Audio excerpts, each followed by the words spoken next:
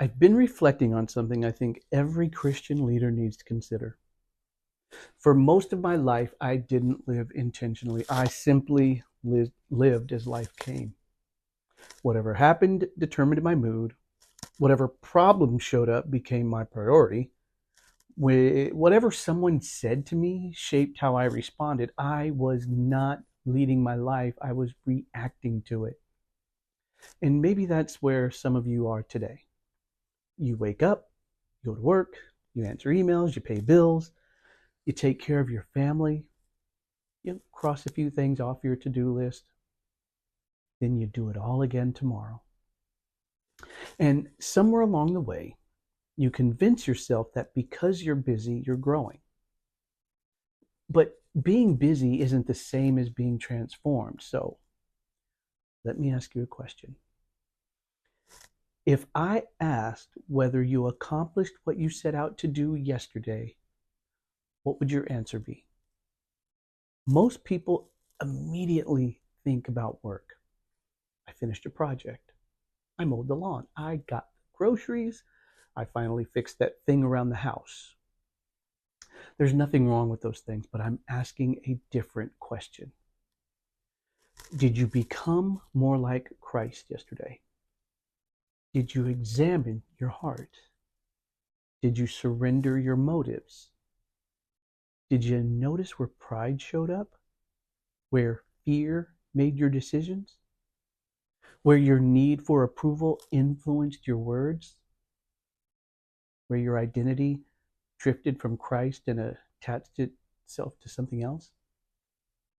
Those are the questions that actually determine whether you're growing. David prayed in Psalm 139, "Search me, O God, and know my heart. Test me and know my anxious thoughts. See if there is any offensive way in me and lead me in the everlasting way." I've read that passage countless times. But here's the question that confronted me. How often have I actually prayed that and meant it? Because that's a dangerous prayer. You're inviting a holy God to expose what you've spent years hiding from yourself. You're asking him to reveal the motives behind your obedience, the fears behind your hesitation, the idols behind your ambition, the identity needs behind your reactions. Most of us want God to change our circumstances. I'm guilty of that. Far fewer of us ask him how to change us. Why? Because changing circumstances feels easier than surrendering identity. It's easier to ask God for a better job than to ask him why your significance depends on your career. It's easier to pray for healthier relationships than to ask him why you constantly need to be right. It's easier to ask him to remove anxiety than to ask what you're trying to control that was never yours to control in the first place. That's why so many believers stay stuck. They're waiting for external change while resisting internal transformation. The people around you don't experience your intentions. They expect something, but what they experience is different. They experience your identity. Your spouse experiences it.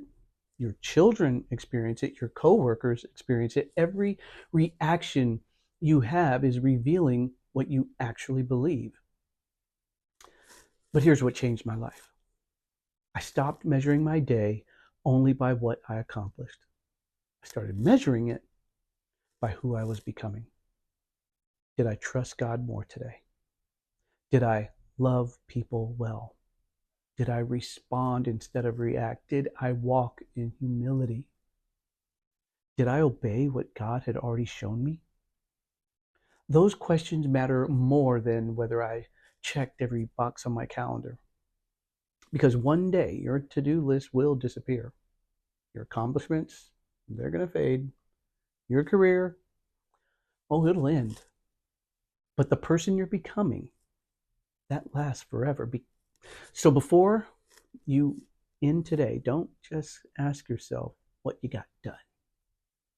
Ask God to search your heart, and this time, mean it. And before you make your next important decision, ask yourself, am I protecting my comfort or am I stewarding my calling?